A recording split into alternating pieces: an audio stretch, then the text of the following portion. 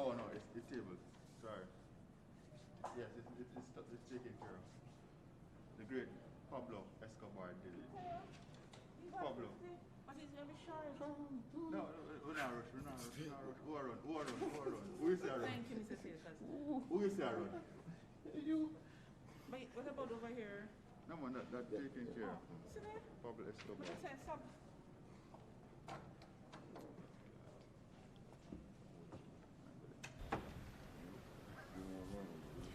Good morning, ladies and gentlemen. It's Thursday, February 18, 2021, and we are coming to you live outside George William Gordon House here on Duke Street in the beautiful capital city, downtown Kingston. We will be bringing you the happenings associated with the ceremonial opening of Parliament, which marks the start of a new parliamentary year. Now, Jamaica, like all other countries, is battling with the COVID-19 pandemic, and as such, but the business of the country must go on.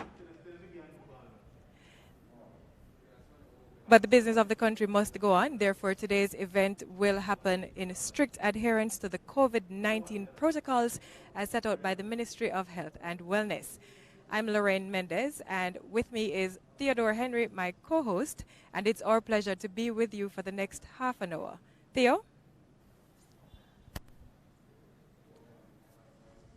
Thank you, Lorraine, and good morning, everyone. Thank you for joining us. Thank you for being here with us, those who are on the JIS live stream, those who are joining us on the various social media pages. Yeah, it's an interesting year this year, as Lorraine mentioned. Usually there would be many more people here, but as with everything else, virtual is the way forward. In a short while, we'll begin seeing the dignitaries arrive. Again, as we have been stressing, socially distant, there will be less numbers, but we'll cover that later.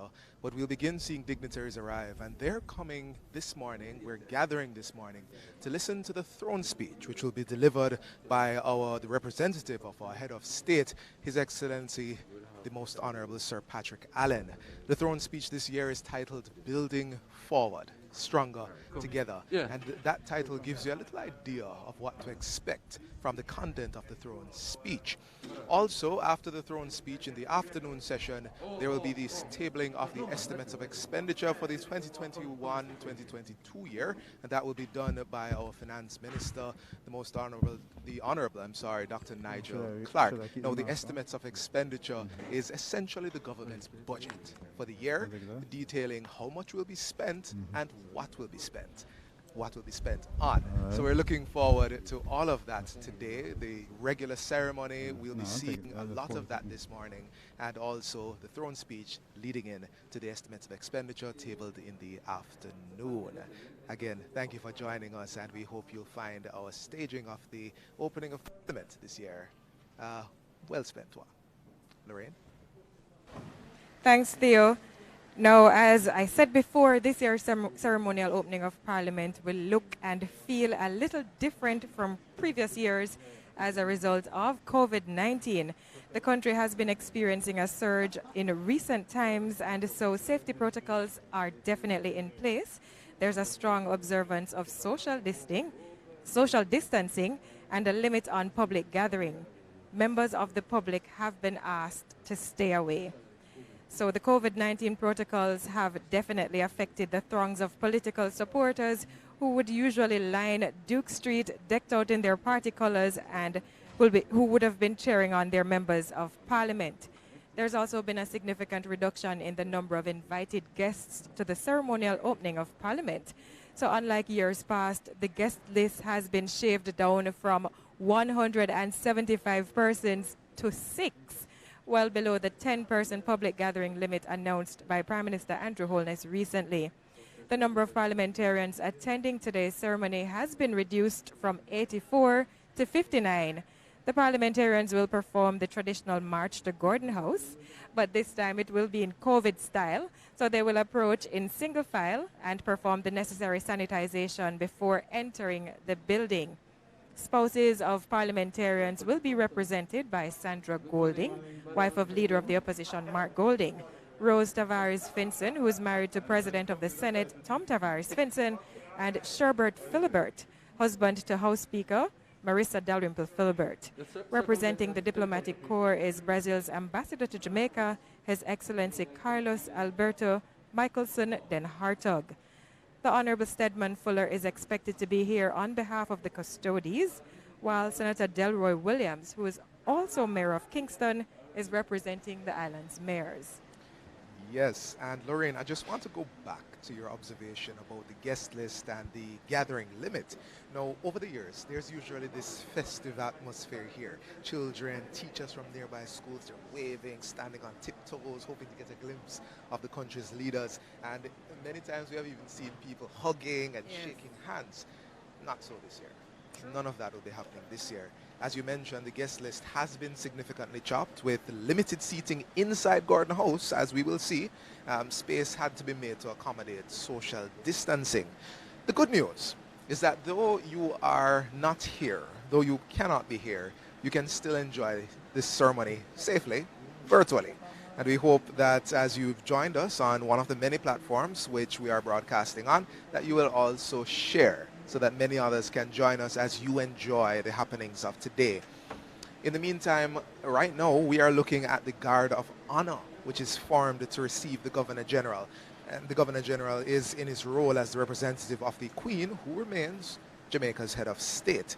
This too, as you can see, if you're a regular to the opening of Parliament, is much less than we usually have, a smaller version, and it's at least a half the size of previous years, and our soldiers are appropriately socially distant. That they are, Theodore. Now, many of Jamaica's traditions are heavily derived from those of the British parliamentary system, and this is one of them. So though this year's event is COVID style, a lot of the tradition that we usually see in the past years, we will definitely observe them again this year. The roots of the ceremonial opening of Parliament, as we know it today, can be found in the 1962 parliamentary sitting that marked the birth of independent Jamaica. So the first ever sitting of Parliament of independent Jamaica. Now back then, Her Royal Highness Princess Margaret represented Her Majesty Queen Elizabeth II, and Princess Margaret delivered independent Jamaica's first throne speech. It's 59 years later, and the tradition continues. As we await the arrival of the dignitaries, the JDF streetliners have marched into their positions. The Guard of Honor, as you said, Theodore, they are also in their position. So here comes the march. Look at the colors. This has always been one of my personal favorite parts. The pomp and the ceremony that accompanies this event. So the streetliners are marching into place. It's a windy day, but it's also a bright and clear day, and we're happy for that. They are marching into place to receive the dignitaries, starting with Police Major General Anthony Anderson, and then the Police Commissioner's arrival will be followed by that of the Chief Defense Staff, Major General Rocky Meade. And then, at that point, we will begin getting our the head of state, our government, they will be arriving. But first, the Guard of Honor must be in place and must be inspected.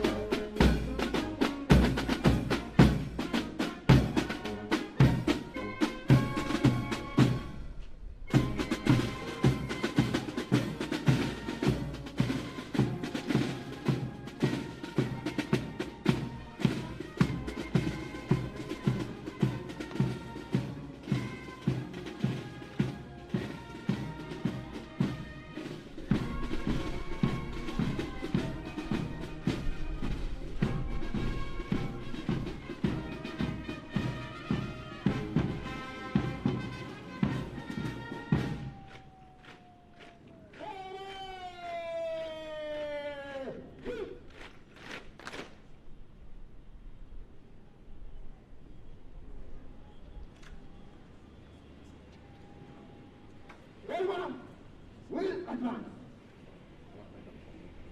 Hey!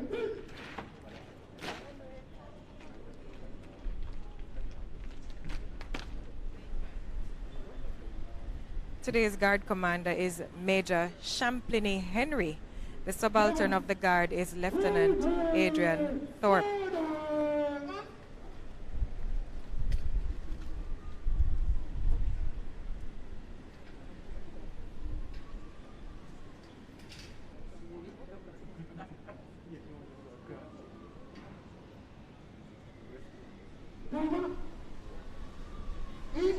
Open order.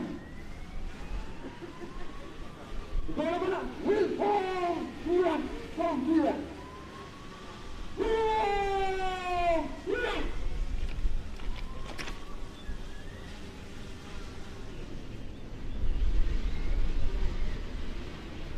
Governor, in open order. Inward. Yes.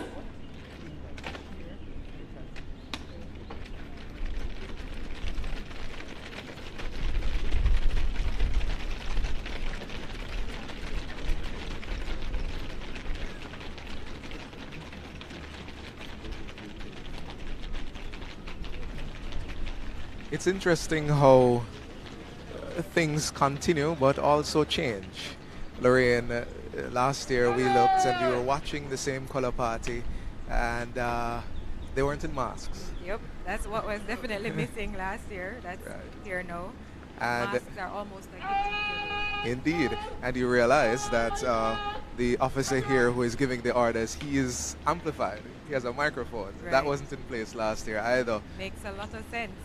Indeed, the mask does muffle a little bit, but we are doing our best to continue the traditions of the state while ensuring that we keep our citizens healthy and safe, which is part of the reason why you're watching this morning from the safety of your home. And again, we thank you for joining us. And we ask you to share the stream with your family members and friends so they too can be a part of this historic national occasion.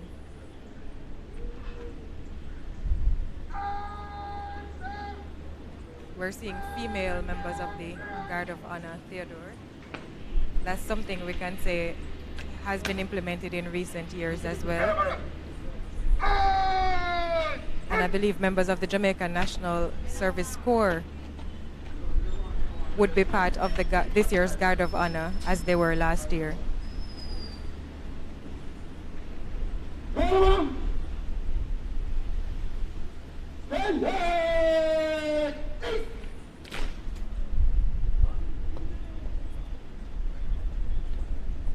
Major Champlini Henry ensuring that his Guard of Honor is in formation and is in impeccable order. Later on, they will be inspected by the Governor General. But before the Governor General arrives, we expect that the special invited guests, all 6 of them, will be arriving first. They are required to be seated before the Governor General arrives. I believe we've mentioned this already, but there's an order and a process to this ceremony. So the specially invited guests arrive first, and they are seated inside. And next, we will have the Commissioner of Police, Major General Anthony Anderson, who he will arrive next. And then following him will be the Chief of Defense Staff, who will do that first look over, right. inspection of the Guard of Honor. And it is then that the dignitaries, the members of the Senate, members of the government will arrive. They'll head inside, single file, socially distant. And finally, our Governor General, who starts the entire ceremony, he will arrive. He will arrive last, as usual. Now, Theo, normally we would have the president of the Jamaica Council of Churches, the Reverend Newton Dixon, with us inside Gordon House today. But as with most functions in this pandemic, he will actually be joining us virtually, like thousands of Jamaicans are doing right now. Now, I wanted to go back to the Guard of Honor, Theodore. They are placed in a specific formation. There's the right half with the Guard Commander that stands to the front. Then in the center with the color party, those are people with what looks like flags Those are actually called colors. Then to the left are the others with the subaltern of the guard. There you can see the color party holding the colors. Now the subaltern of the guard is Lieutenant Adrian Thorpe, and there are some other members who are ensuring that the guard of honor is firmly in place.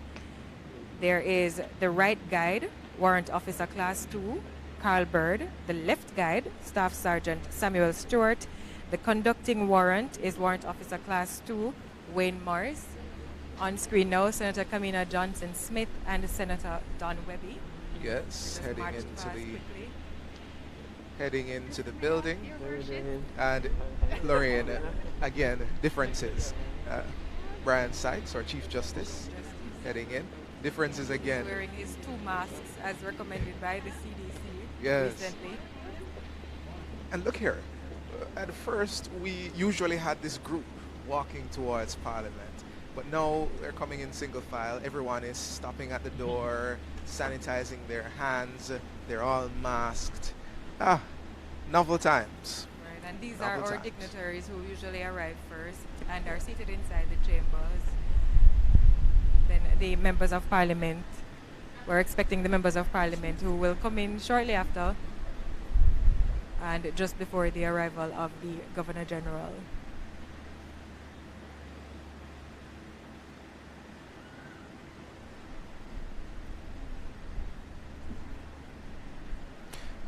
Right up front and center, Lorraine, we're seeing one of the colors you were mentioning. And there's one in particular that I know we'll want to talk about that we will see shortly when the inspection is occurring.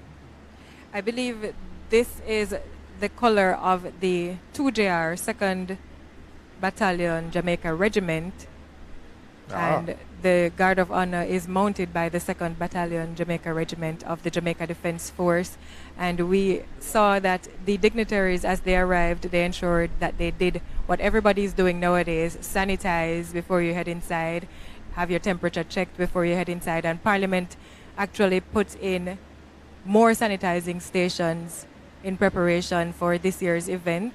Yes. We are seeing one on either side. We are seeing a temperature machine just inside, as well as persons with handheld thermometers.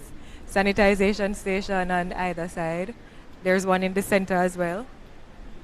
Indeed. Indeed. We're looking back at the Guard of Honor, Lorraine, and I just wanted to mention a few other names. You had mentioned the right guide, the left guide, the Right. conducting warrant. I wanted to point out we heard some great music. The director of music this morning is Lieutenant Raphael Salazar. The bandmaster is Warrant Officer First Class Paul Johnson, and the drum major was Staff Sergeant Ramoy Dawkins. The JDF has spent many hours rehearsing for this occasion until they get it just right. And we salute them for their consistency. We certainly do.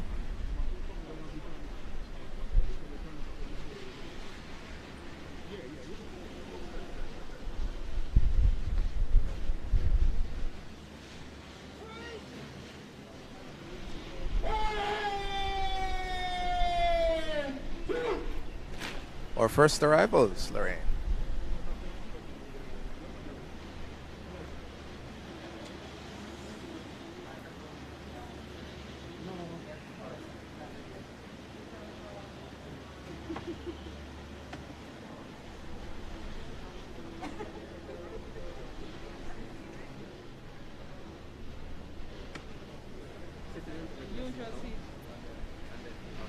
Arriving first is the Commissioner of Police. I'm sorry. On screen now is the Chief of Defense Staff.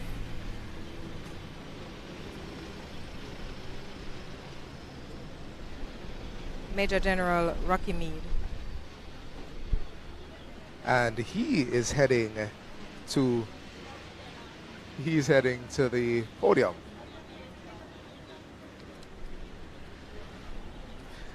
No, I'm I sorry, mentioned- Theodore. That should be Lieutenant General Right. Rocky Mead. Yes. And I also mentioned that he's heading to the podium. Now, you realize that everything has its own name. So this is the saluting dais. and the Chief of Defense Staff will receive a sword salute, during which he will glance over, having a quick look at his troops to ensure that everything is in place and ready to receive the Governor General. And now he leaves the saluting desk and he will head inside the building.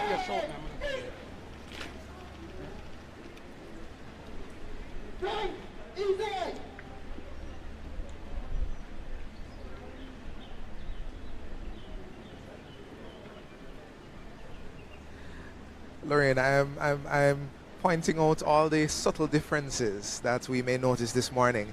We saw Senator Kamina Johnson-Smith arrive and other senators as well. Senators. Today's ceremonial opening is a joint sitting of both houses of parliament. Usually they're not all together.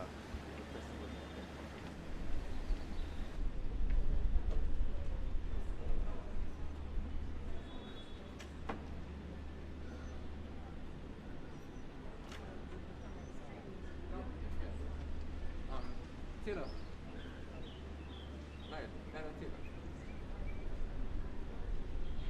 Taylor. Lion, come as well, No, Taylor. Both of you.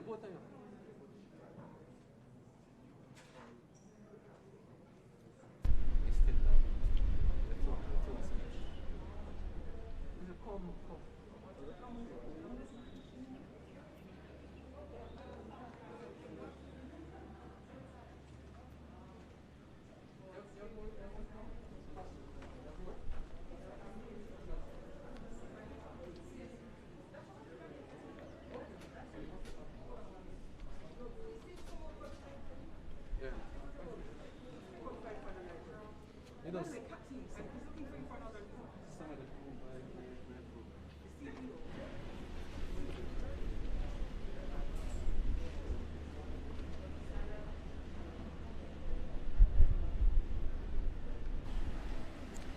Lieutenant General Rocky Ricardo Meade. He is the third Chief of Defense Staff of the Jamaica Defense Force, and he's been serving since December 2016. Having a chat there with, I believe, the guard commander, ensuring that everything is in place for the inspection by the Governor General, His Excellency, Sir Patrick Allen.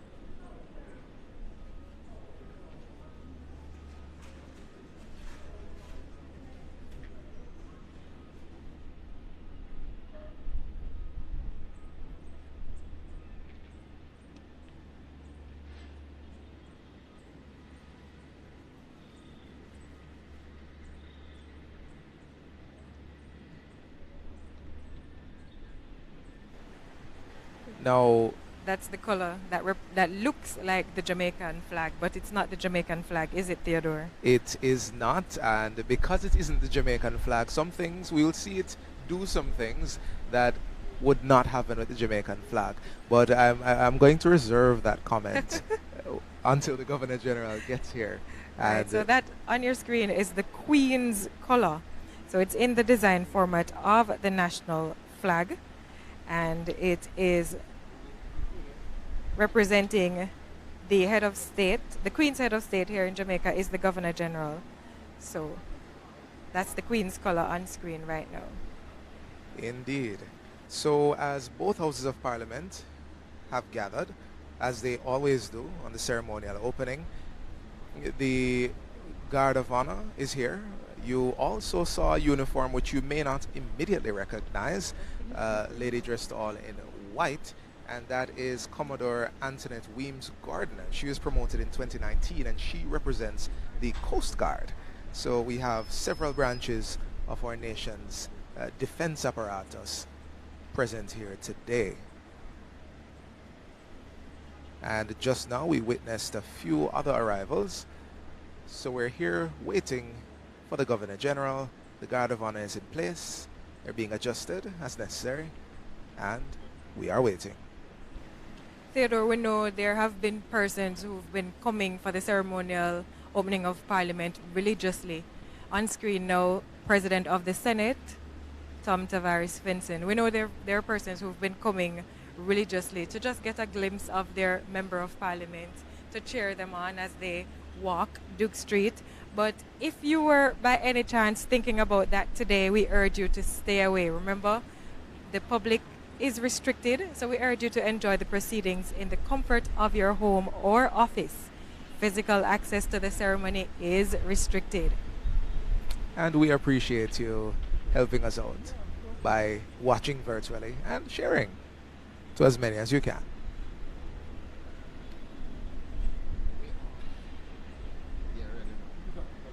In case you didn't catch our start, the theme of the Governor General's throne speech this morning is building forward, stronger together, which should give us a little insight into what the content of the speech will involve. Nothing too surprising there, considering the year that we have had so far, and we look forward to hear the plans and the details of the government, and in the afternoon session to witness the tabling of the estimates of expenditure by the Honorable Dr. Nigel Clark, our Minister of Finance and the Public Service.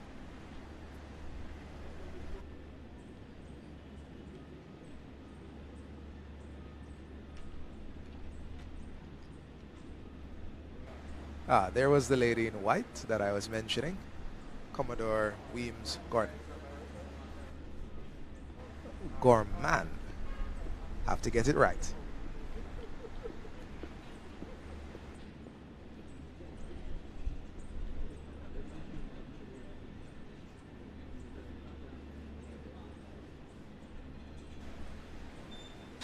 Some topics expected in the Governor General's throne speech. Theodore, we can expect COVID-19 to feature front and center, and how That's the country right. is battling this pandemic.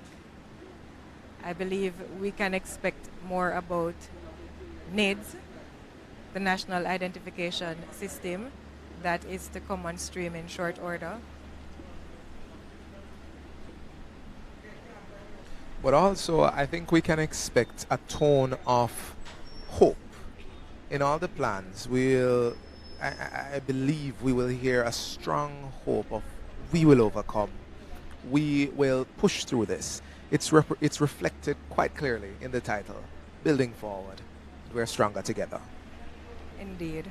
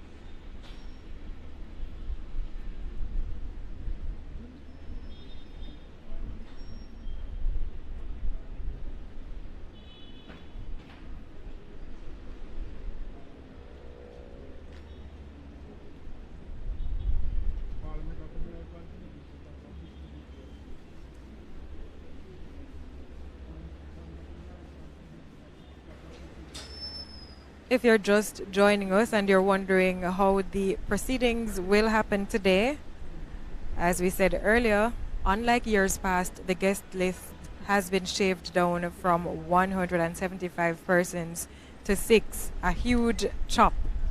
And this is to ensure that the COVID-19 protocols can be safely observed inside Gordon House. So these are the invited guests we're talking about. So the invited guests, the list of invited guests, in years past, you would have had students, you would have had members of the public who would have been privileged to sit inside Gordon House for this important national event. However, due to COVID-19, they, like many of you, will have to tune in to the ceremony virtually. But Lorraine, even the number of parliamentarians attending the ceremony today has been reduced. Right. Usually you'd have about 84, but no, today we have 59. And so we are all adjusting to this new normal? To the new normal, Theodore, definitely.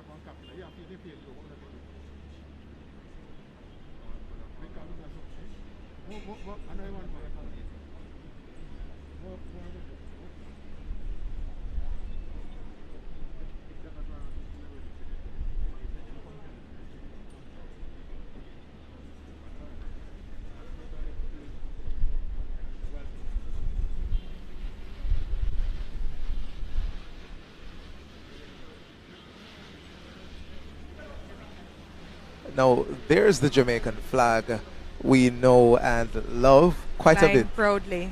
Right, quite a bit different from the Queen's color that you It is. pointed out to us, Lorraine. As we look at the flag, in the heart of every Jamaican, I can almost hear the song, Eternal Father, bless our land, guard us with your mighty hand. And even the pledge, which we sing, which we say and sing, lovely songs, lovely words, dedicating Jamaica, one Jamaica under God, but also pointing clearly to our spirit as a Jamaican people, which will be reflected in today's throne speech. And this bold and proud symbol of our nationhood was first hoisted in 1962 at the National Stadium when Jamaica, August 6, 1962, when Jamaica gained independence.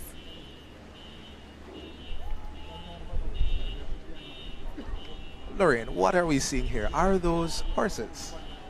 Looks like horses to me, Theodore. Mounted troops are making their way into the frame right now. And that indicates to me that the Governor General is about to arrive.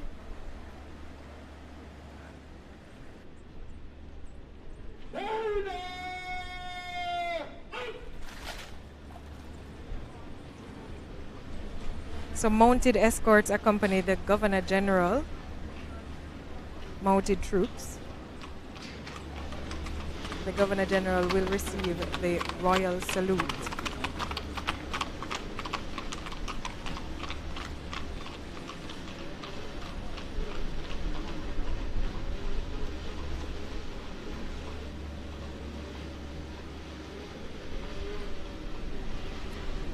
Governor General, His Excellency Sir Patrick Allen.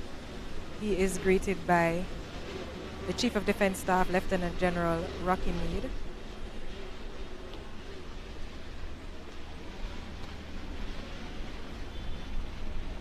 And the next thing he will do is take to the saluting dais to inspect the troops and receive the salute of honor.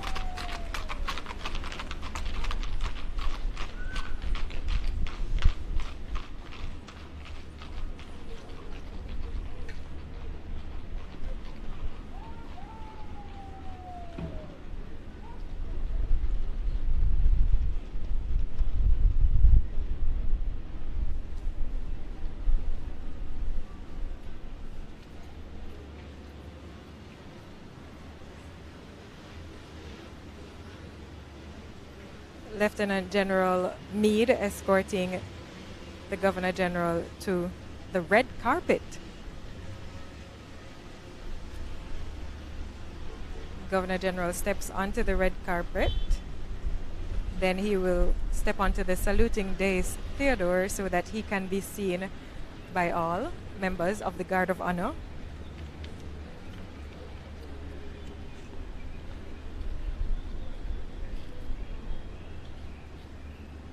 He is preparing to receive the royal salute.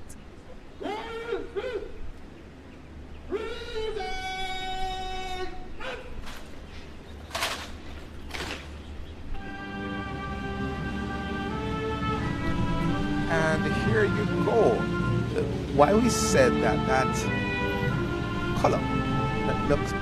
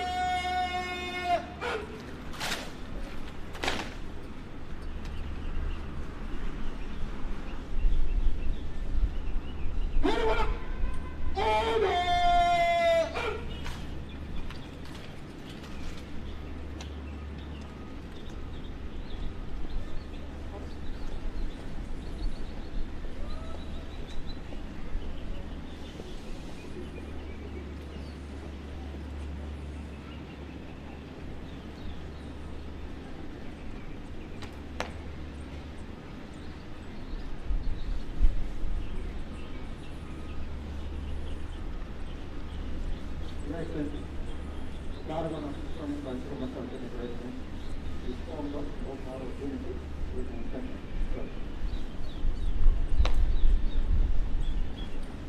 There you have it. The Governor General has received the royal salute. You will now have a look at the Guard of Honor. Now, Theodore, you wanted to say something about that flag that looks like the national flag that was touching the ground. right, but I had to pause for the national anthem. Lorraine, we covered this. It is not the flag. It could not be the flag that is touching the ground. And it is the Queen's color. Queen being our representative of state still. Governor General being her representative here this morning. As the Governor General inspects the Guard of Honor, we're hearing music from the military band in the background.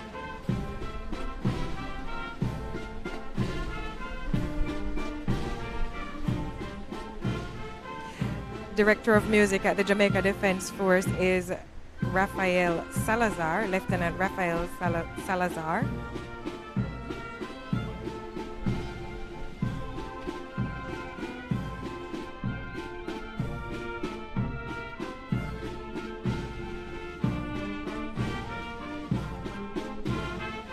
And Lieutenant Rafael Salazar is supported by Bandmaster Warrant Officer Class 1 Paul Johnson. The drum major is Staff Sergeant Ramoy Dawkins.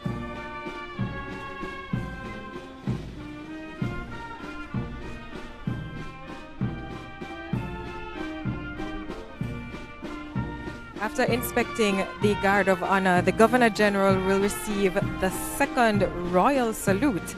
And after this, he will be escorted into the Chamber of Parliament, where the joint sittings of both houses of Parliament are held. Now we are expected to get a new Parliament building. Ground is expected to be broken for the construction of this new Parliament building at the National Heroes Park.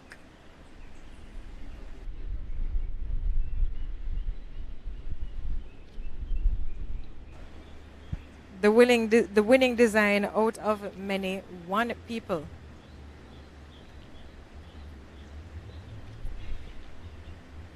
Now, this building as we know it, George William Gordon House, on October 26, 1960, sittings of Parliament was transferred here from Headquarters House. So this was built in 1960. Time now for the second Royal Salute.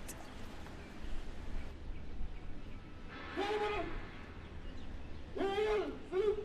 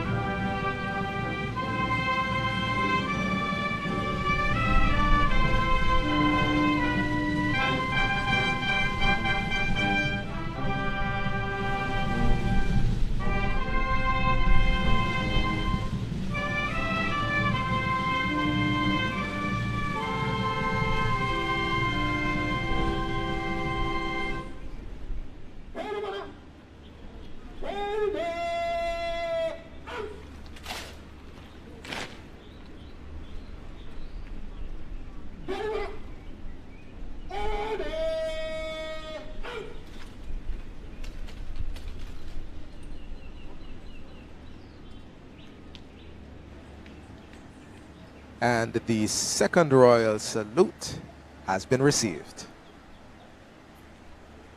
For a time, Lorraine, Parliament did not meet in this building during the height of the COVID-19 pandemic. That's right, Theodore. They were meeting at the Jamaica Conference Center, which is managed by the Urban Development Corporation, UDC.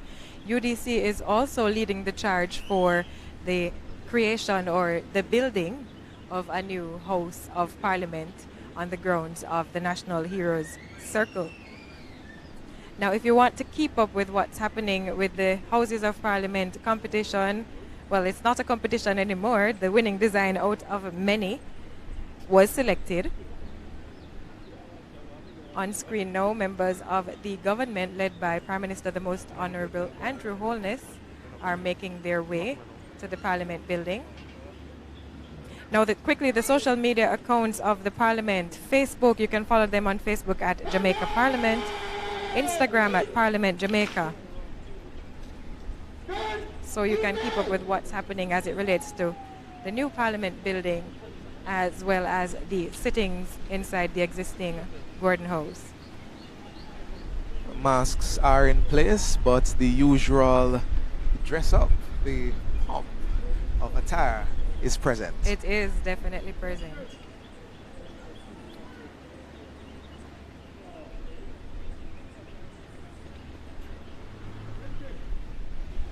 Here, members of the government are making their way to the Parliament building.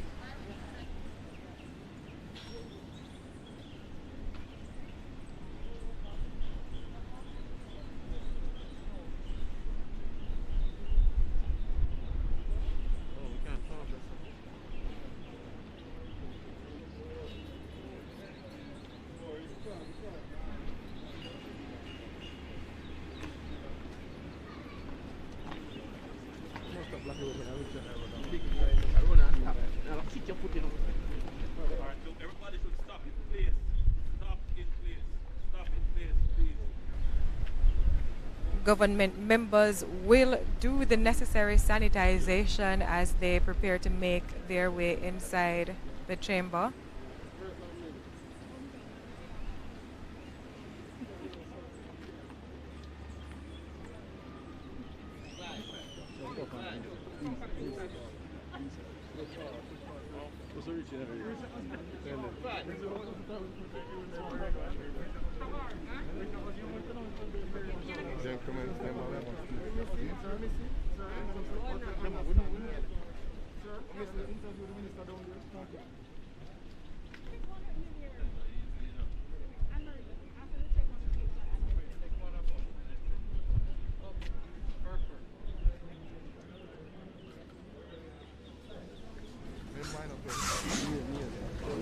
We're seeing several new members of Parliament joining us this year. I believe we saw Daniel Lawrence.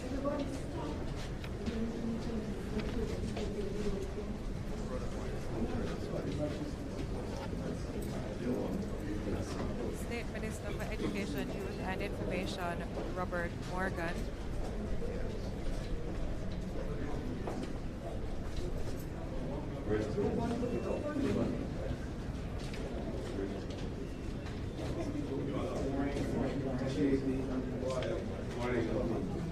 Dr. Michelle Charles making her way inside Gordon House.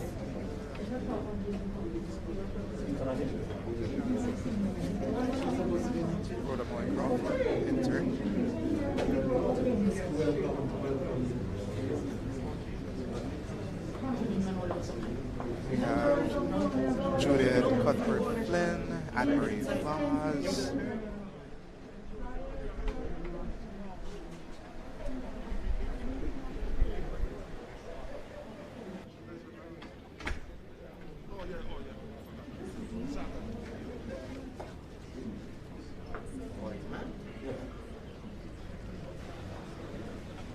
Karencia Morrison, first-time Member of Parliament, resplendent in her African print. I'm singling her out, Theodore. She is a past student of the St. Jago High School on Monk Street, Spanish Town. All right, Lorraine.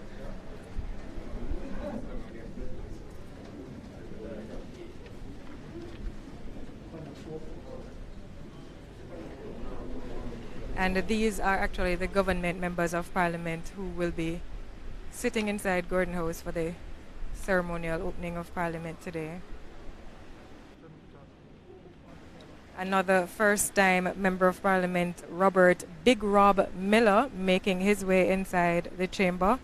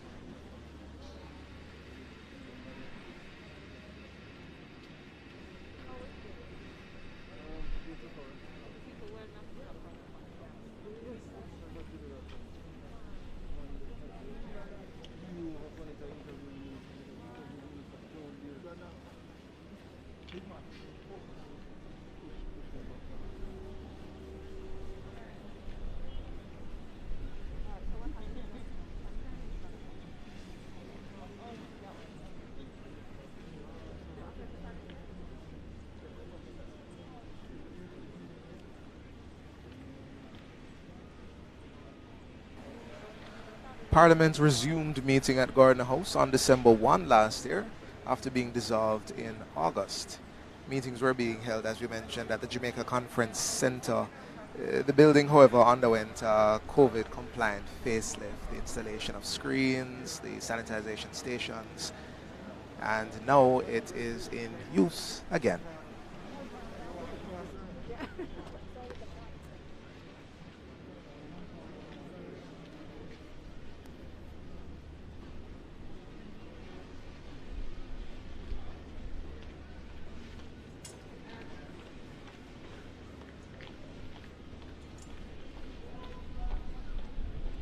Gracious and holy God, we praise and glorify you for your goodness and loving kindness. You are God alone, and all of creation owes allegiance to you. We thank you for the gift of governance and this Parliament as the representation of its highest traditions. Once again, the members of this sacred house gather to set the course of the new parliamentary year. Yet, Lord, our nation continues to be challenged.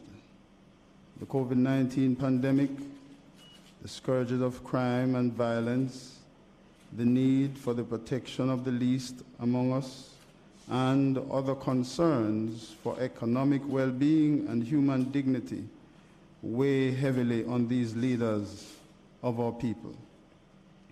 So we pray once again that these leaders be given vision, lest we perish. Grant them knowledge from above. May they labor in full exertion of their mental, physical, and spiritual capacities in the relentless search for justice, truth, equity, fairness, peace, and love. Holy God, I pray that you would preoccupy their minds with the concerns of this nation, its progress and prosperity. Strengthen them to resist the temptations to place personal and partisan political interests over the demands for national transformation. May each member of this chamber of the House of Parliament enter and deliberate in it with utmost reverence for you, respect for fellow members and the nation's interest. May they work together under one unified cause, a better Jamaica, and in so doing, may they be exemplars of decency and dignity. Bless the royal family or Governor General, or Prime Minister, the Leader of the Opposition, and all the elected and appointed representatives and members of this House, including the members of staff. Bless them with knowledge, wisdom, courage, and good health. Bless their families and keep them safe. So, loving Lord, you have called us to righteous living, the pursuit of peace and justice, and the care of the neighbor. You have inspired our understanding of your sovereign rule over the earth, your loyal love towards us, and your care for creation.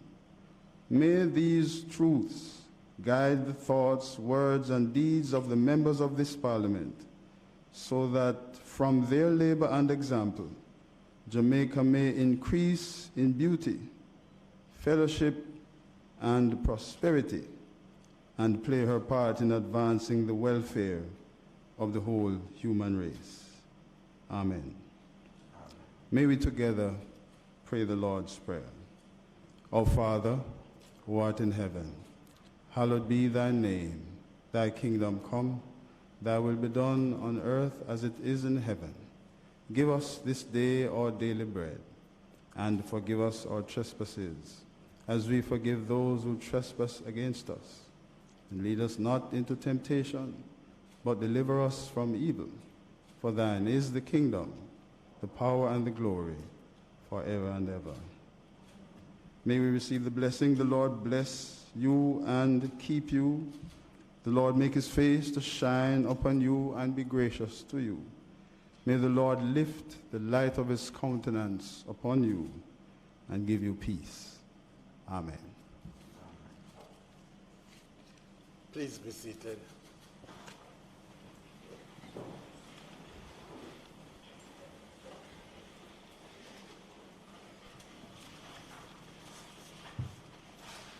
A proclamation by His Excellency the Most Honorable Sir Patrick Linton Allen, Member of the Order of the Nation, Knight Grand Cross of the Most Distinguished Order of St. Michael and St. George, Commander of the Order of Distinction, Knight of Grace and Most Venerable Order of the Hospital of St. John of Jerusalem, Governor General of Jamaica.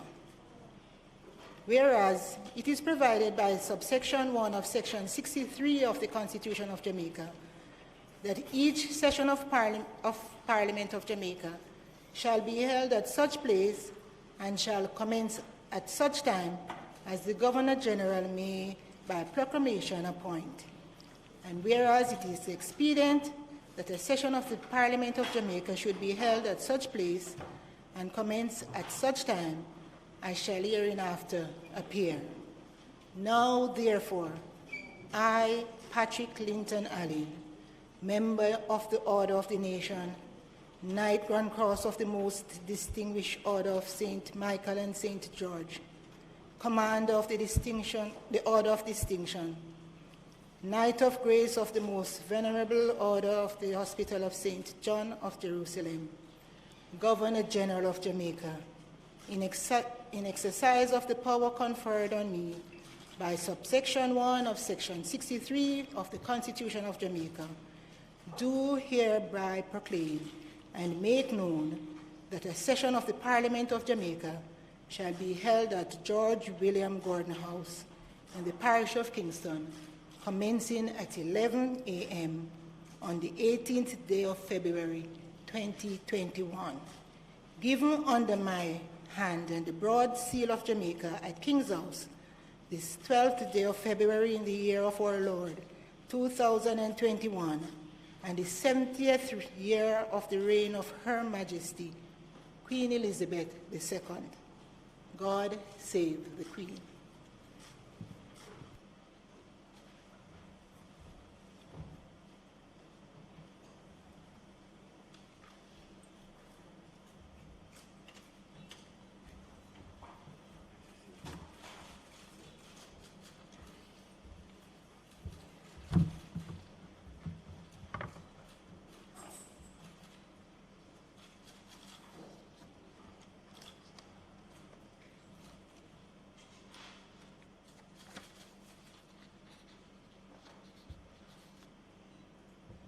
Mr. President, and members of the Senate, Madam Speaker, and members of the House of Representatives.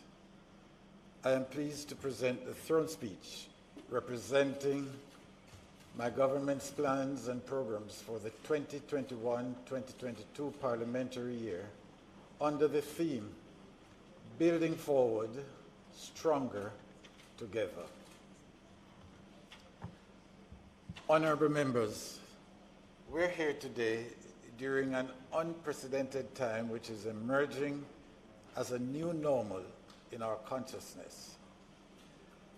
We have mounted a largely successful and intense program to manage the COVID-19 pandemic and swiftly adapt to a new way of life. Wearing of masks has evolved from a practice once essential only for a few to being universally mandated. Although 2020 did not unfold in a way we would have anticipated at the beginning, it has taught us more than anything else, that life is precious, is fleeting, and must be treasured. For all those who have lost loved ones, we express our deepest condolences. Prior to the pandemic, we had forecasted 1.2% growth for the fiscal year 2020 and 2021. The past financial year has shown us the need for strength and resilience. We have ensured that we have used a risk-based management approach that is evidence-based, measured situationally appropriate, and proportionate. We have developed strategies for coping and recovering. In April 2020, the Prime Minister appointed COVID-19 Economic Recovery Task Force, a multi-sectoral task force to help chart Jamaica's economic recovery from the fallout and devastation caused by COVID-19 pandemic. The recommendations of the task force will be our guide to emerging stronger and better than before. Last year, we committed to making this our decade of growth. Notwithstanding setbacks caused by the pandemic, we must recommit to our 2030 vision and summon our energies, talents, and resources as we march forward, to achieve it. We must never lose focus on creating a safer and more caring society where all can achieve their true potential. We must embrace reform with ambition. Our goal cannot simply be to return Jamaica to our pre-COVID-19 reality. We must go beyond this and emerge economically and socially stronger by addressing fundamental gaps that have been exposed and exploiting opportunities that arise. The COVID-19 Economic Recovery Task Force recommended several policies and initiatives that will guide our recovery effort, including 1, greater focus and shift of capital expenditure towards activities that maximize local value add. 2, accelerate capital investment in public health capacity to serve the daily healthcare needs of the population and respond to crisis, thereby ensuring our resilience.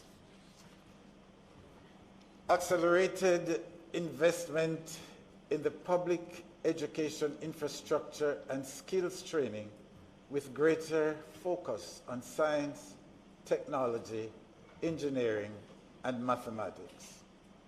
And fourthly, increased public investment in technology and broadband connectivity, expansion of the social safety net, while at the same time ensuring its efficiency and transparency.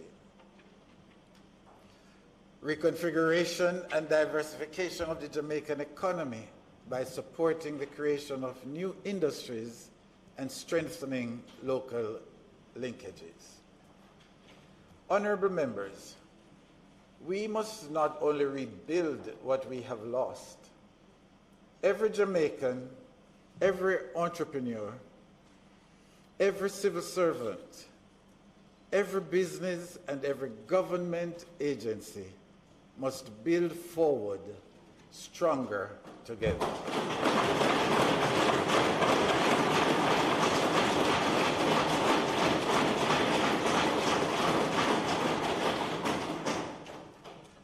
Honorable members, the COVID-19 pandemic reinforced the critical importance of unique identification for a digital society which better serves all our citizens. The government tabled a new National Identification and Registration Bill, which is currently being reviewed by a joint select committee of Parliament. We have begun the process of transforming the Registrar General's Department, RGD, into the National Identification and Registration Authority, the NIRA, and the Digital Birth Certificate Solution, which is approximately 90% complete. This will be launched in the coming financial year.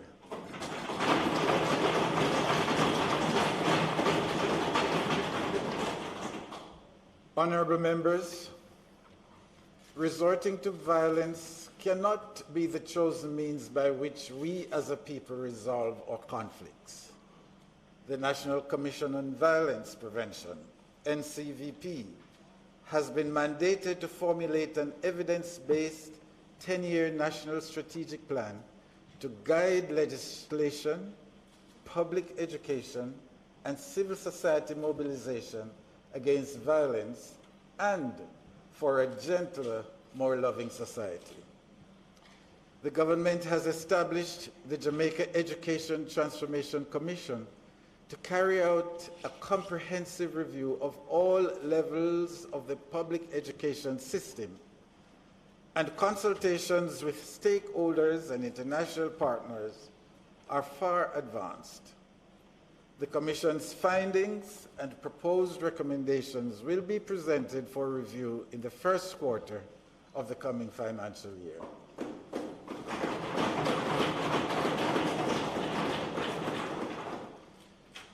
The creation of a digital society is a core mission of this administration, and the government must lead by example in the integration of technology that will fundamentally transform its operations and increase efficiency system-wide.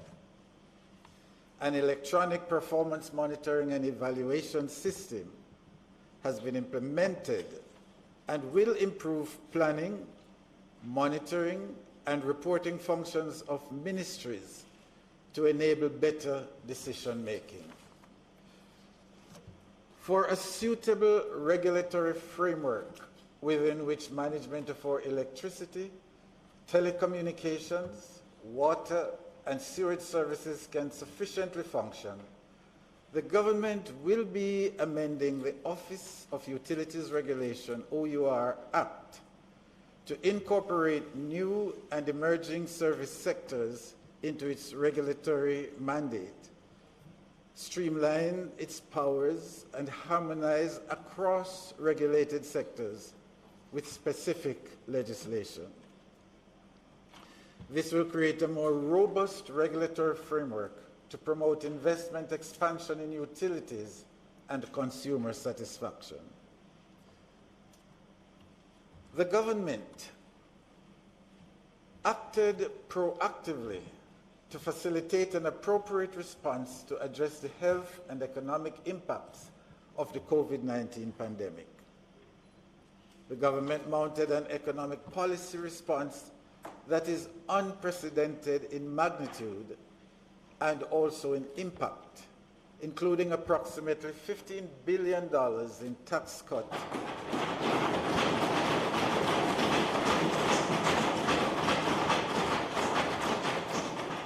and approximately $20 billion for the COVID-19 allocation of resources for employees care program.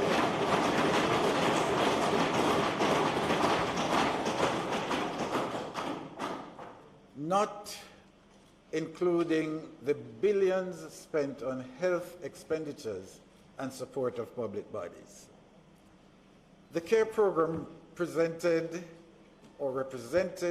the largest social intervention program in our history.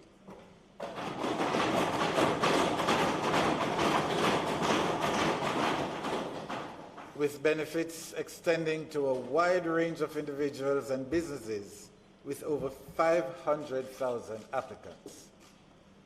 Approval was obtained from Parliament to suspend the fiscal rules for fiscal year 2020-2021, and the target date for attainment of the debt to GDP target of 60% was deferred by 2 years from fiscal year 2025-26 to 2027-28 to accommodate the impact of the pandemic. We are among only a few countries globally that have been able to maintain debt sustainability throughout the COVID-19 pandemic.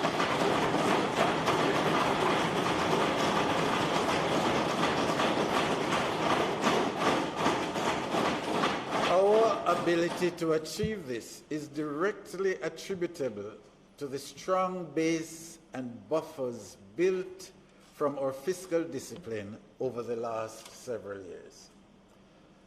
Through the worst economic crisis in 100 years, Jamaica has managed to maintain net international reserves in the region of just over $3 billion US.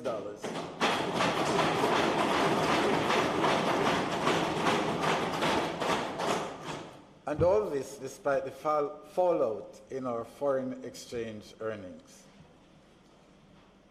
We have also managed to maintain our sovereign debt rating of B+, recently reaffirmed by Standard & Poor's. This reflects confidence in the economy and the government's economic policy direction within the context of the COVID-19 pandemic. The government continues its drive to make payment of taxes and fees more efficient by increasing the online options.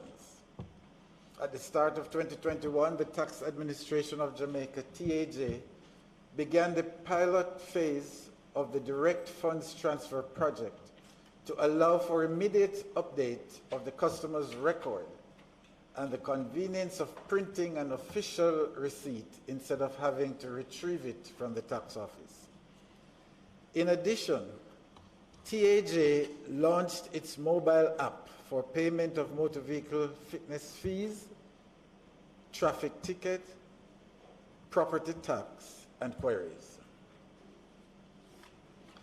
Honorable members, a swift recovery can only occur in a stable macroeconomic environment with a supportive legislative and regulatory framework.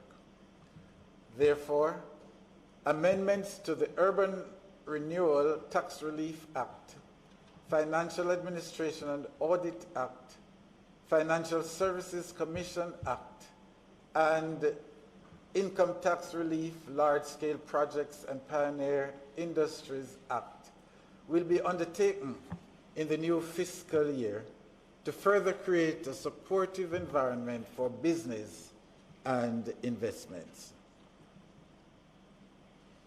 Honorable members, the regulatory framework around special economic zones has now been firmly established, giving the platform for an increase in the number of entities and square footage available for use.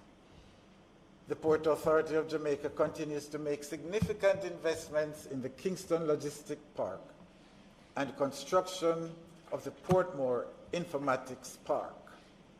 This, along with continued improvement in the port community system, is steadily establishing Jamaica as an outsourcing and logistic destination.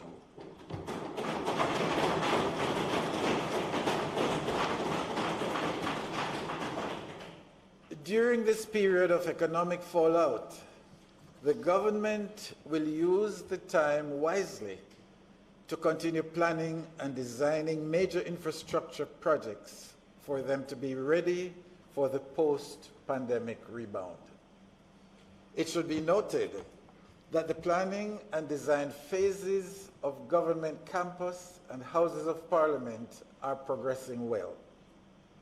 The planned development of the Morant Bay Urban Centre is now in the execution phase with cabinet approval for the joint venture agreement. In the western part of the island, important interventions including building of the southern and northern groins, which were aimed at rehabilitating headlands along the Montego Bay waterfront.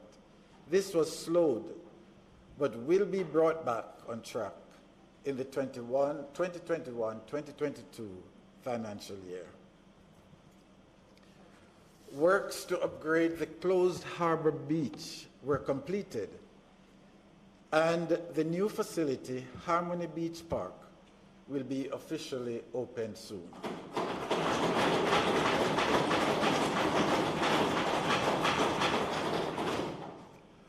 With respect to our roadways, improvement in the ease and movement of people and goods facilitated by previous highway projects continues with the Southern Coastal Highway Improvement Project. Work is progressing satisfactorily on the two phases of the project, that is, the Harbour View to Port Antonio leg and the tolled section between Maypen and Williamsfield. The government continues to provide a more seamless process in the water works and investment space for faster project implementation to boost development and productivity. During the past year, major upgrade of the water supply system was undertaken for Kingston and St. Andrew, and water supply was commissioned to 5 rural communities that did not previously have water. Proposed legislative changes to the Water Resource Act will assign regulatory functions to the Water Resources Authority and require it to provide technical support in terms of floodplain mapping and flood warning systems development to the Office of the Disaster Preparedness and Emergency Management and Planning Authorities. Additionally, with changes to the Flood Water Control Act, the National Works Agency will be required to design the flood control structures and oversee construction as the implementing agency.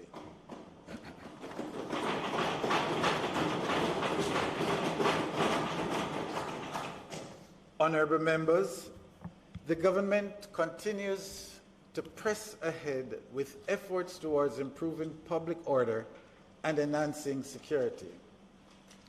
The multifaceted approach taken by the government to include transformative social investment, enhanced security measures, and sustained outlay in the technological capability of the security forces have been effective in contributing to a reduction in serious crimes. Intelligence assessments points to many of the murders and shootings being attributed to gang activity. The government continues to intensify its effort to pursue gangs relentlessly. For the 2021 fiscal year, the government will continue to invest in mobility and technology, including expansion of the national CCTV surveillance program to enhance intelligence and forensic capabilities to aid in swift investigation and provision of reliable and legitimate evidence.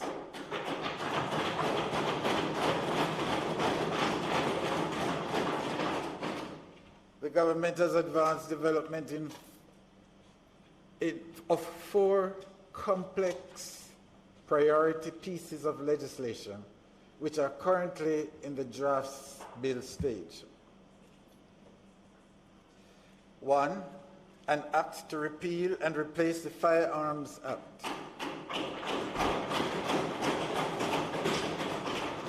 2, the Criminal Administration's Suppression of Criminal Organizations Amendment Act. 3, the Immigration Restrictions Commonwealth Citizens Amendment Act.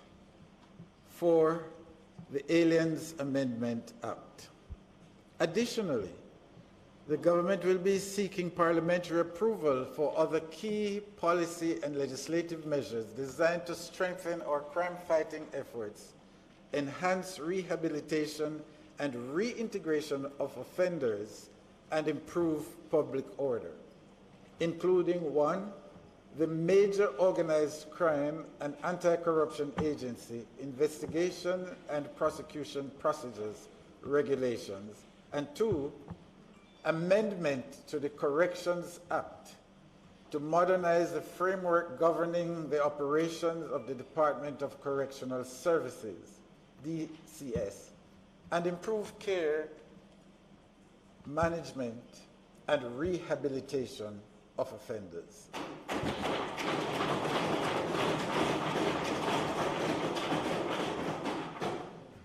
Honorable members, pandemics, health emergencies, and weak health systems not only cost lives, but pose great risks to our sustainable development. The government, in a year which was like no other, continued to focus on enhancing healthcare services delivery. Managing the response to the COVID-19 pandemic requires multi-sectorial collaboration. It is a whole of society approach. Right from the inception of the pandemic, the government developed a range of infection prevention and control protocols for various sectors and settings.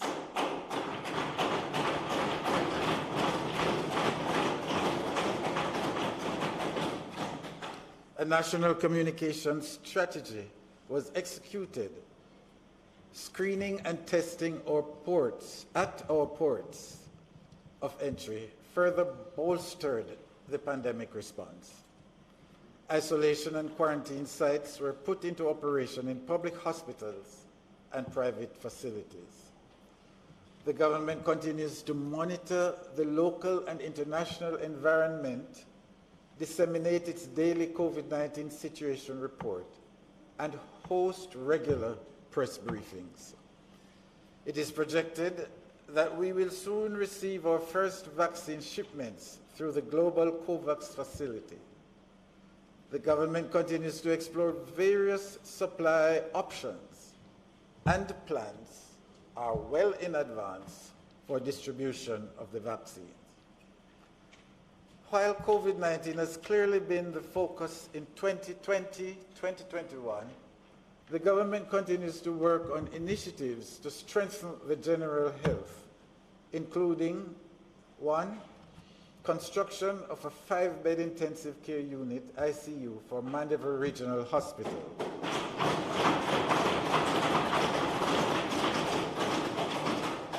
2, expansion of ICU capacity at the Cornwall Regional Hospital, University of the West Indies, Kingston Public, and Victoria Jubilee Hospitals. 3, creation of 4-bed high dependency unit with the space at the Spanish Town Hospital. Construction of 2 facilities, one in the eastern and the other in the western part of the island, to provide additional isolation beds. And 5, increase in the number of trained critical care personnel. Notwithstanding the pandemic, activities directed towards enhanced vector control and prevention and management of non-communicable diseases have continued through interministerial collaboration and private sector partnerships. Priority legislation included the Tobacco Control Bill, which was tabled in Parliament in December 2020 and has been referred to a joint select committee. Additionally, the pandemic has heightened the need for amendments to modernize the Public Health and Quarantine Acts.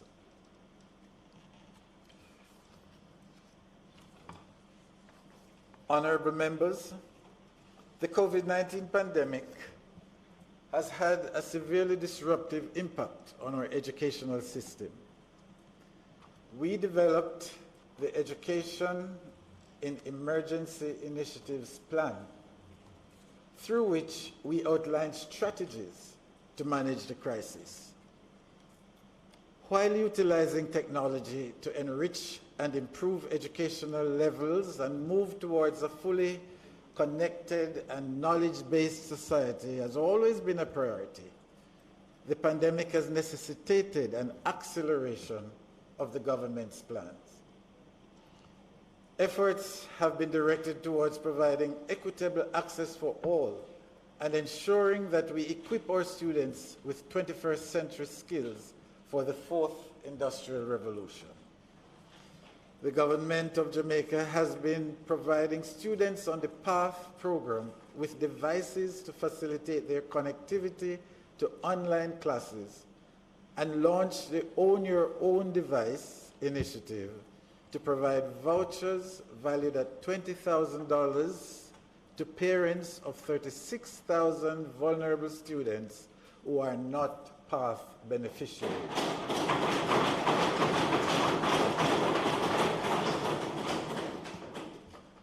We thank our local business community, our diaspora and international partners who continue to contribute generously to the one laptop or tablet per child initiative, which has added 12,000 devices to the education sector, moving us closer to the elimination of the digital divide. Alongside the online modality, the government took steps to ensure no child is left behind and launched a national timetable to guide our students to lessons broadcast on television and aired on radio. Additionally, our teachers were deployed to help those students who could only access learning kits with printed textbooks and worksheets. Following on a successful launch of the Amber Heart Coding Academy, the government will shortly launch a pilot program to introduce our primary and secondary students to coding skills as we seek to develop creators rather than mere users of technology.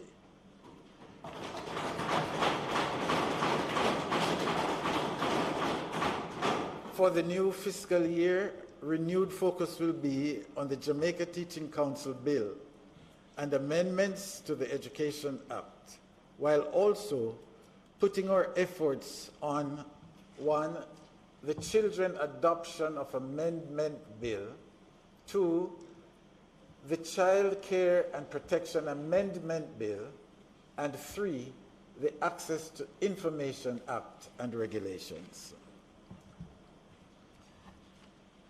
Honorable members, it is no surprise that the COVID-19 pandemic has significantly affected the tourism sector. This has manifested in declines in visitor arrivals and expenditure, employment, and revenue.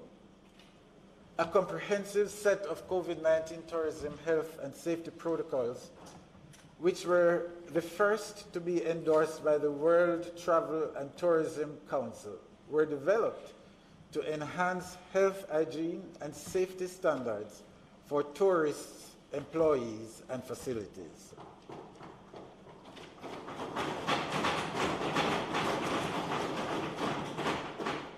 The government established the resilient corridors along the north coast and south coast to encourage safe tourism practices through delivery of service that conforms to a rigorous set of tourism, health, and safety protocols.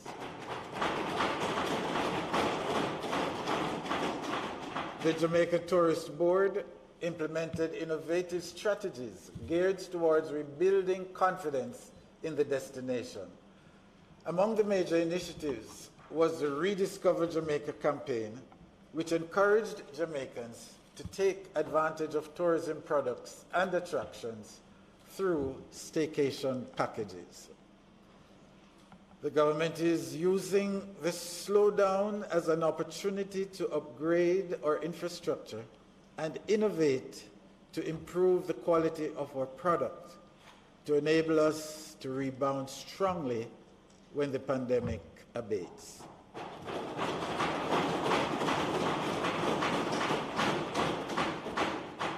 Through amendment of the Bath of the Apostle and Milk River Acts, public-private partnerships for the Milk River Hotel and Spa and Bath Fountain Hotel will be sought to enable their development into world-class facilities. By amending the Tourist Board Act, the Travel Agency Act, and their accompanying regulations, the government will modernize the requirements of these acts and strengthen the provisions for enforcement. Honourable members, the past year underscored the need to focus on resilience, innovation, and increased adoption of technology for our food security.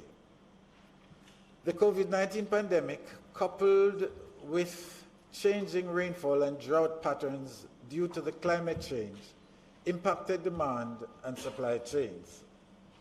Despite the challenges, growth of 1.8% was achieved in the second quarter, and further growth is projected. The government continues to put programs in place to stimulate increased usage of local products and encourage investments, and provide a $1 billion COVID-19 recovery fund to support the agriculture sector.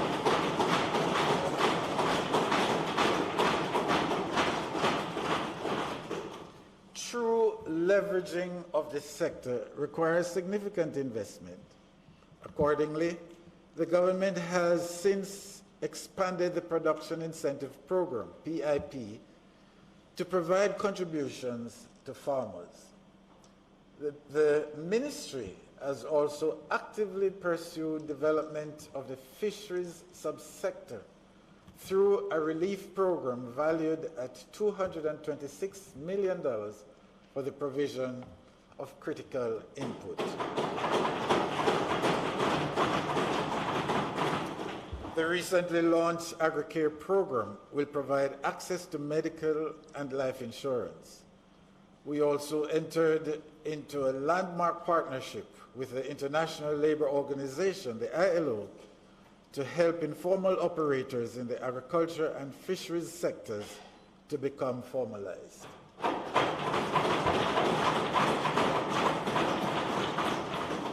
In the coming financial year, the government proposes to, 1, repeal the Plants Quarantine Act to be replaced by the Plants Health Act.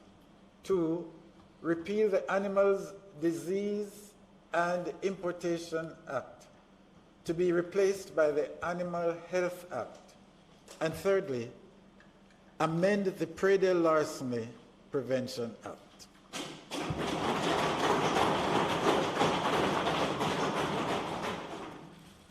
The government recognizes its role as an enabler to ensure that businesses not only survive, but grasp opportunities to strengthen value and supply chains. This is especially important with changing consumption patterns. In fiscal year 2020-2021, the government facilitated the full operationalization of the Cannabis Licensing Authority, CLA, to support the local medical cannabis industry.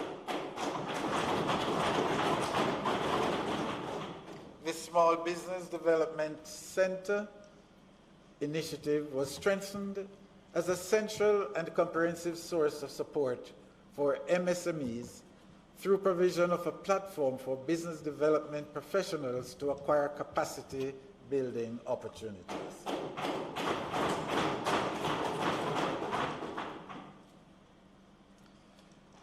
The manufacturing sector strategy was approved, facilitating implementation of a 5-year plan with the ultimate goal of increasing local manufacturing output and employment by 23% within 5 years.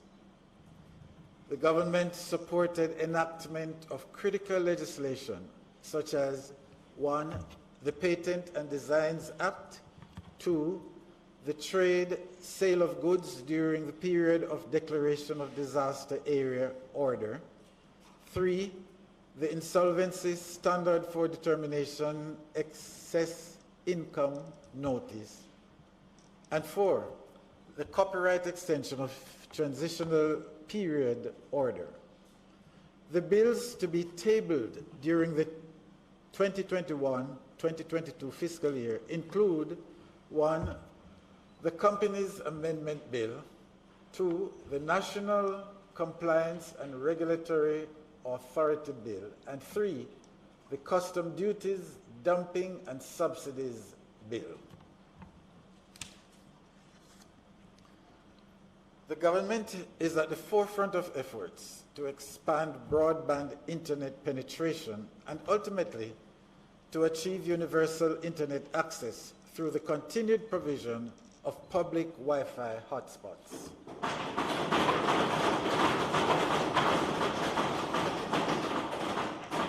The government is also committed to driving innovation through research and development.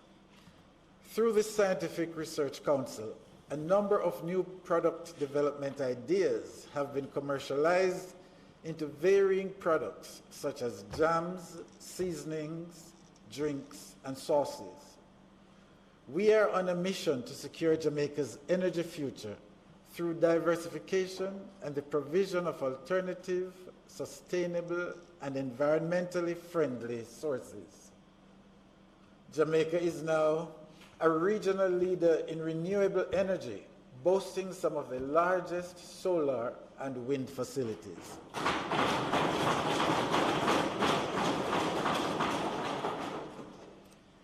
eGov Jamaica Limited developed both the online application We Care for supporting the government's CARE program and Own Your Own Device, OYOD, online application for non-path beneficiaries to receive grant assistance for computer equipment.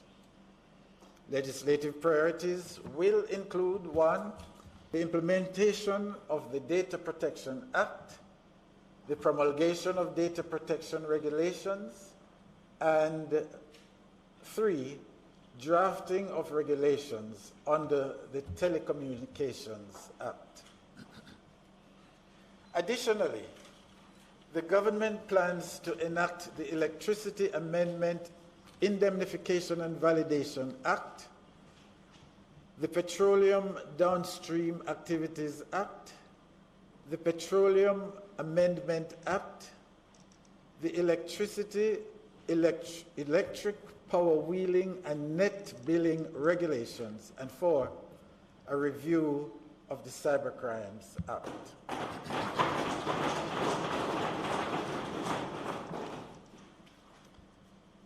Inclusion of a ministry with special focus on urban renewal combined with housing, environment, and climate change is indeed timely. It is a significant dynamic to drive inclusive growth and position us to better respond to challenges. proliferation of informal settlements has posed significant social, economic, and environmental challenges for Jamaica, a situation which necessitates urgent intervention through focused policy measures and remedial actions. Work progressed on development of a national squatter management policy and implementation plan, which will, among other things, guide a coordinated program to gradually reduce and eventually eliminate squatting and define the attendant legislative, regulatory, and institutional framework within which it will operate. The real estate industry has long been recognized as a primary driver of economic activity, accounting for a significant portion of individual and business wealth. More Jamaicans realize their dream of owning a home as the government continues to fulfill its mandate of providing affordable solutions. Additionally, units were handed over under the National Housing Program, the National Social Housing Program. Completion of the amendments to the Real Estate Dealers and Developers Act has been prioritized. This will give effect to the merger of the Real Estate Board, Commission of Strata Corporations, and the Timeshare Registrar into the Real Estate Authority of Jamaica. It will also address new dynamics of the industry that are not currently legislated, offer greater protection to purchasers, and update existing fines for breaches. Jamaica has a wide cross-section of residential and commercial developments that have shared property which are not covered under the Registration Strata Titles Act because they are not strata properties. Following extensive research, legislation is being developed to govern the operations of such communities. The Real Estate Authority of Jamaica will have oversight responsibility. Jamaica remains steadfast on the climate resilience and sustainable development agenda and has submitted its revised nationally determined contribution to the Paris Agreement in June 2020. That is committing the country to more stringent targets. In 2021, Jamaica will pilot an investment prioritization tool that will integrate climate change in infrastructure development. This tool will identify key locations with the highest concentration of economic and social value at risk over the next 20 years.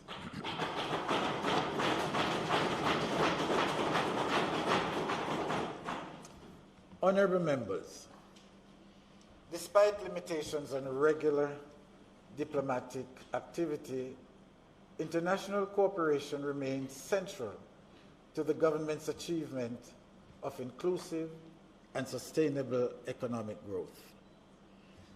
In response to the pandemic, the government secured and coordinated assistance valued at US $12 million from international partners who donated medicines, field hospitals, as well as medical, personal, protective, and emergency response equipment. The government also quickly and effectively engaged its network of missions, honorable consuls, diaspora communities, and bilateral partners to see to the welfare of our nationals who were stranded overseas. Recognizing the importance of our diaspora, the government established new councils for engagement and tabled the National Diaspora Policy. Jamaica's honorary consul network was strengthened not only by refreshing certain posts, but by increasing the network by 20% since 2016. our efforts in foreign trade and investment were enhanced under the newly launched Economic Diplomacy Program, which, in collaboration with JAMPRO, further empowers diplomatic missions and consular posts to vigorously promote opportunities for trade and investment in Jamaica.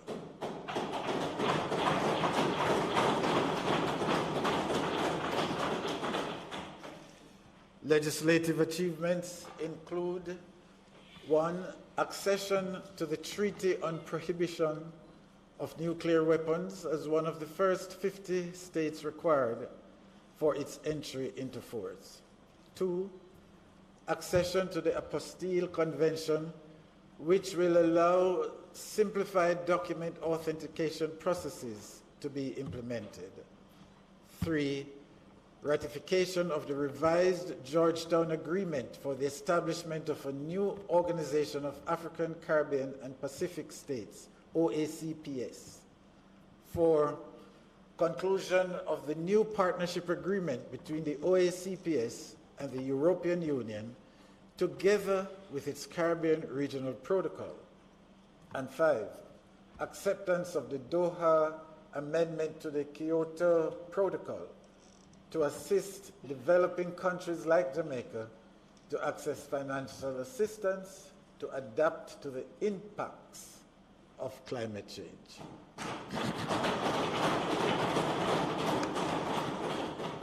Legislative priorities for the new fiscal year will include: 1.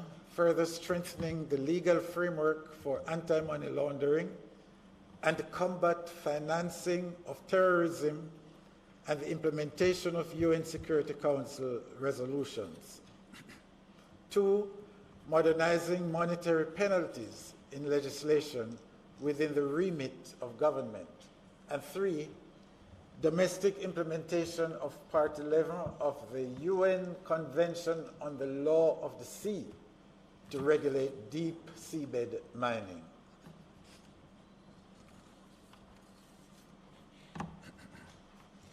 Honorable members, the Judiciary's strategy plan is ushering in transformation in the operations and management of the courts. Despite the onset of the COVID-19 pandemic, the courts continued to operate effectively, which included hearing matters electronically. Operational changes have resulted in an increase in the number of judgments. By the end of March 2022, there should be no judgment that is outstanding for more than 3 to 6 months at the Supreme Court and the Court of Appeal.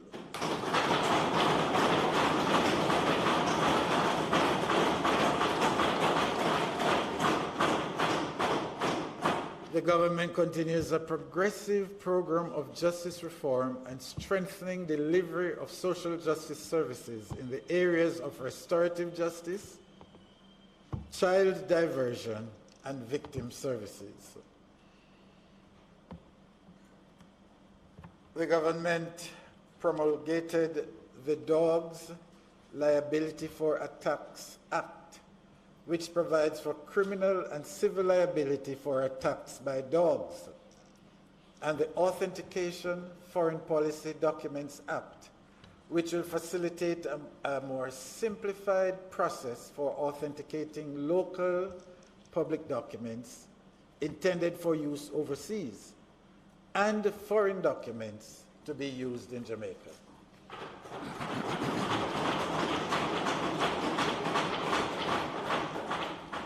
For the upcoming fiscal year, the government intends to introduce a mediation bill to enact legislation to: 1.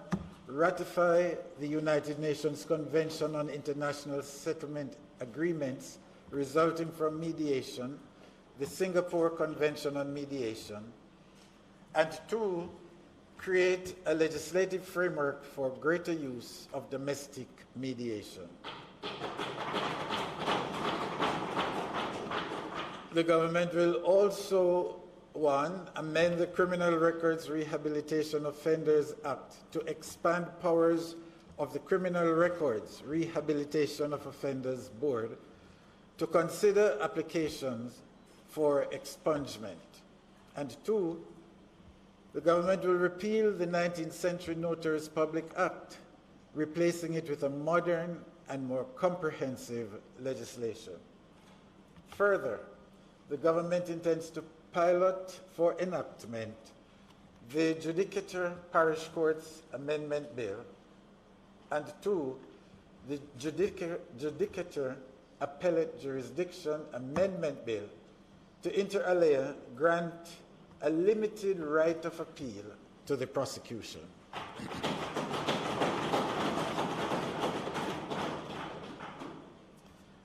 Honorable members, of great importance is the fact that the first government-owned and operated shelter for victims of gender-based violence was opened in October 2020, and 2 additional properties were purchased during the 2020-2021 financial year to be used as shelters.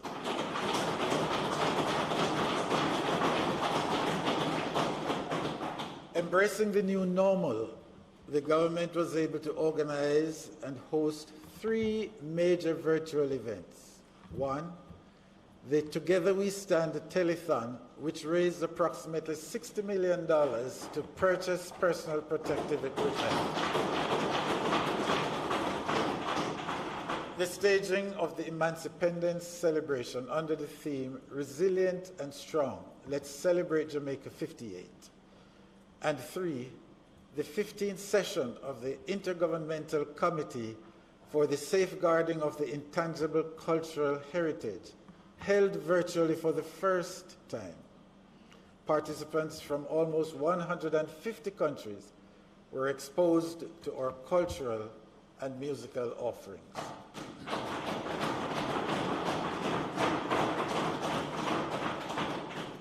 Jamaica celebrates the 60th anniversary of our independence in 2022.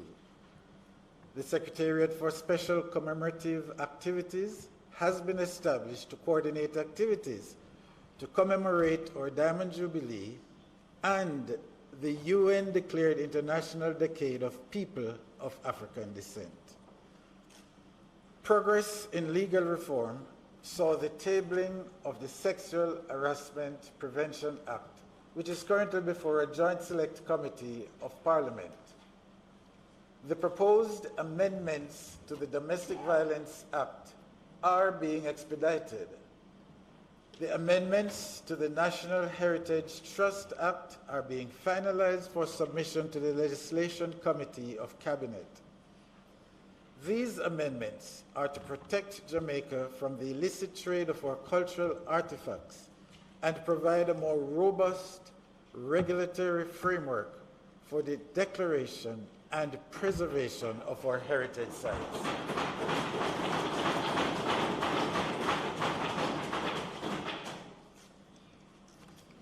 The Ministry of Local Government and Rural Development and its portfolio agencies and local authorities play a pivotal role in the response to the COVID-19 pandemic. The Office of Disaster Preparedness and Emergency Management has been charged with the responsibility of the Disaster Risk Management Act, which has formed the basis for the national response. In keeping with ongoing efforts to be sufficiently responsive to ever-changing conditions, amendments will be made to the Disaster Risk Management Act. Through social protection programs and initiatives, several activities were undertaken to care for the vulnerable. Care packages were provided to the homeless, and a special feeding program was initiated to provide at least 2 meals per day to the homeless.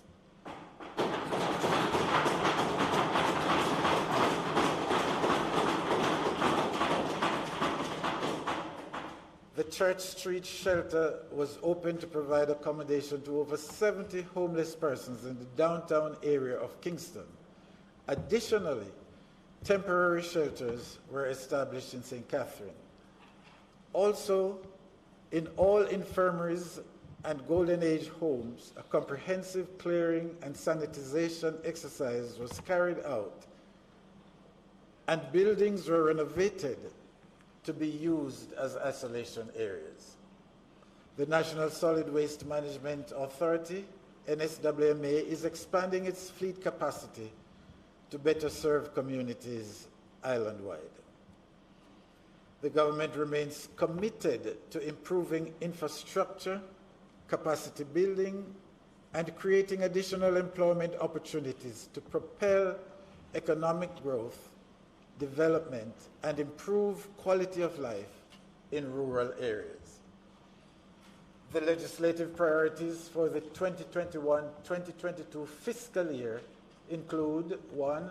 The Human Services Bill, 2. The National Solid Waste Amendment Bill and regulations related to the National Solid Waste, and 3. The Building, Service and Enforcement of Notices and Orders regulation.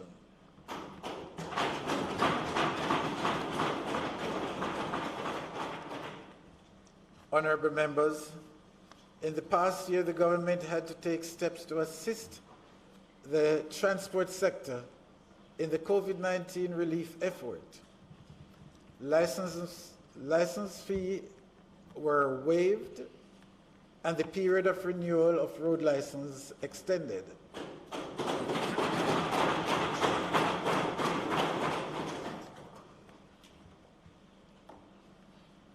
First responders were allowed to ride free on Jamaica Urban Transport Company JUTC and Montego Bay Metro buses between March and September 2020.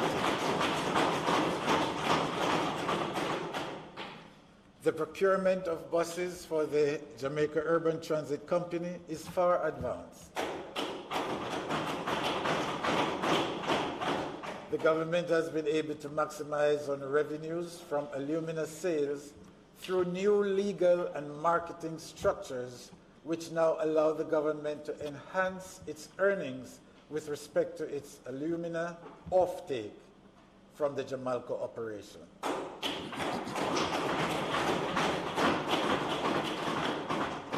This follows closely on the heels of the tabling of a new national minerals policy for Jamaica as a white paper. Additionally, the Shipping Amendment Act, which seeks to incorporate the Maritime Labour Convention 2006, was passed.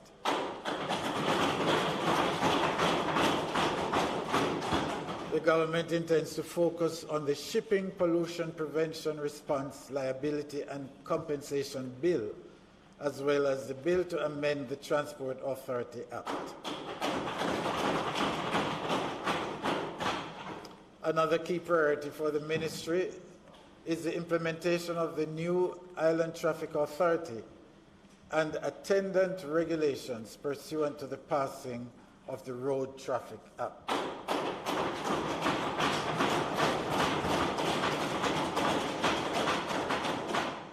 Honorable members, social workers were called upon to assist with COVID-19 relief efforts and were on the front line packaging and distributing food packages for persons that were subject to community quarantine measures. A social pension scheme was approved to benefit persons 75 years and older who are now in receipt of a private or public pension, other retirement income, or social protection benefits, and are not within government-owned institutionalized facility. This new program will be implemented in the second quarter of the 2021-22 fiscal year.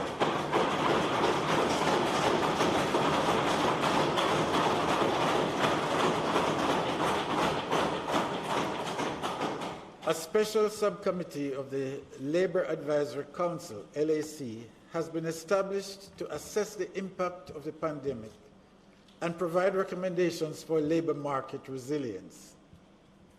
the government remains steadfast and committed to the enactment of the Occupational Safety and Health Bill to protect workers and other persons from harm to their safety, health, and welfare through the elimination or minimization of hazards, serious injury, or risks arising out of or in connection with activities at the workplace.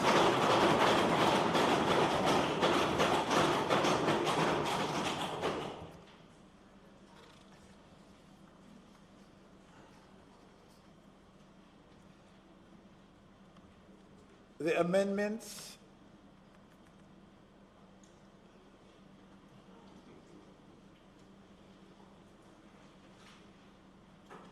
amendments to the National Insurance Act, National Insurance General Benefit Regulations, and the National Insurance Sugar Workers Transitional Regulations remain legislative priorities. It is anticipated that these amendments will give effect to increases in several benefits under the schemes.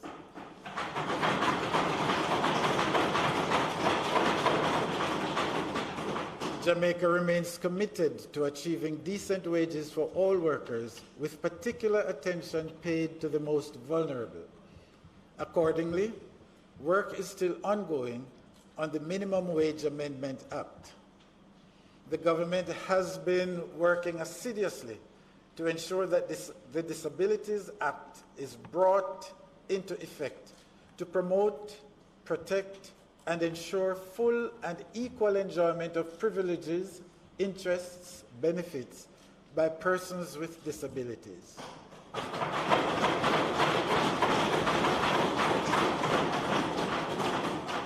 Subsidiary legislation is needed to support the Disabilities Act. Consequently, disabilities regulations have been prepared, and it is the intent of the government to table these in the 2021-2022 fiscal year.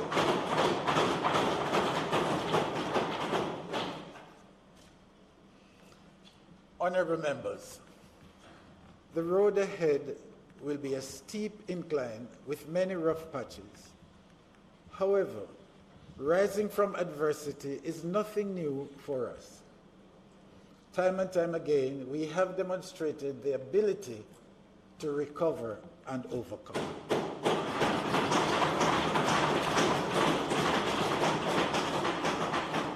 Undoubtedly, we were on the right path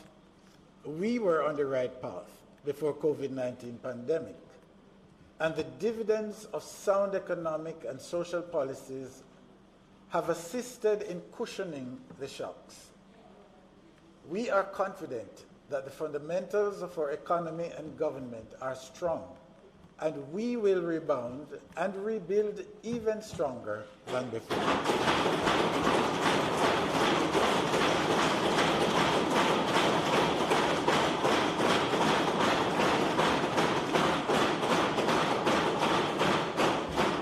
My fellow Jamaicans, I am optimistic that we will rebuild and recover. However, the pandemic has provided us with the opportunity to build forward.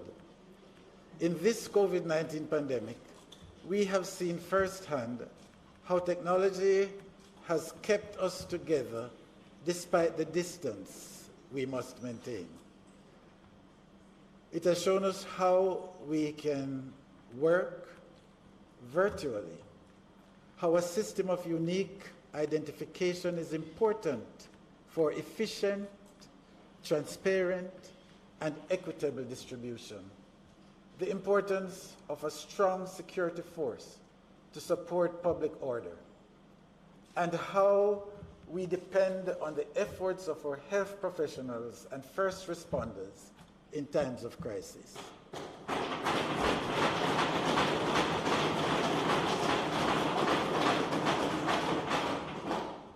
We must not merely seek to build back what we had.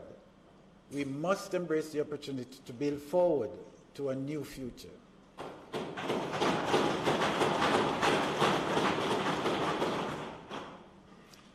We must build forward to a digital society, build forward to a smarter society, build forward to an orderly society, a law-upholding and peaceful society.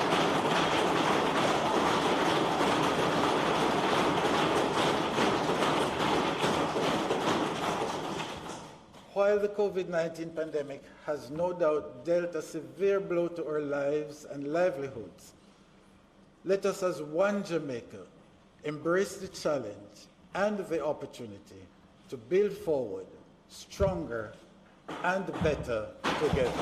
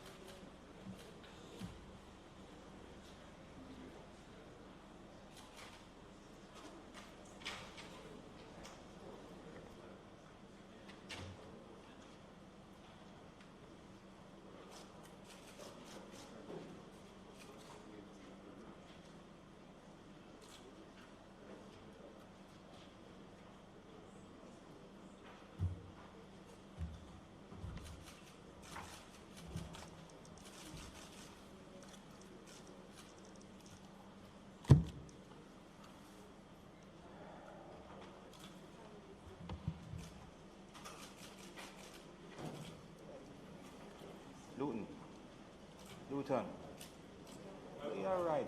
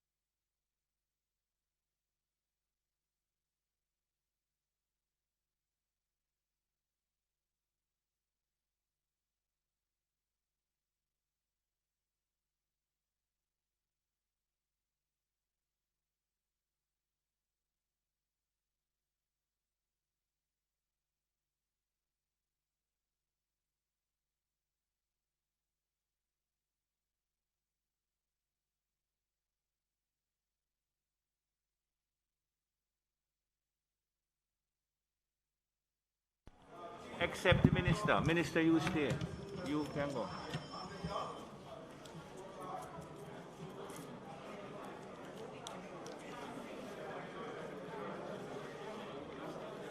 Can I have my agenda, please? Can I have my agenda, please? Senate agenda.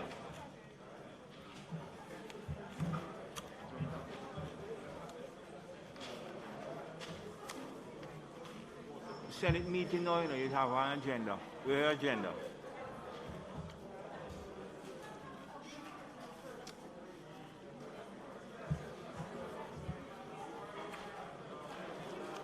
What is?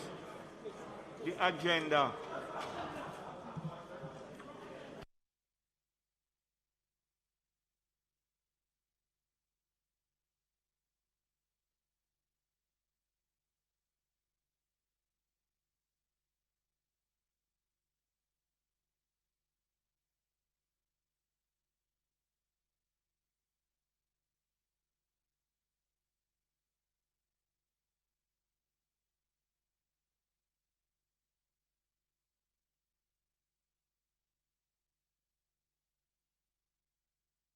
Members, just please return to the seats that you have been assigned so that we don't have to sanitize. Madam Speaker, you are leaving us.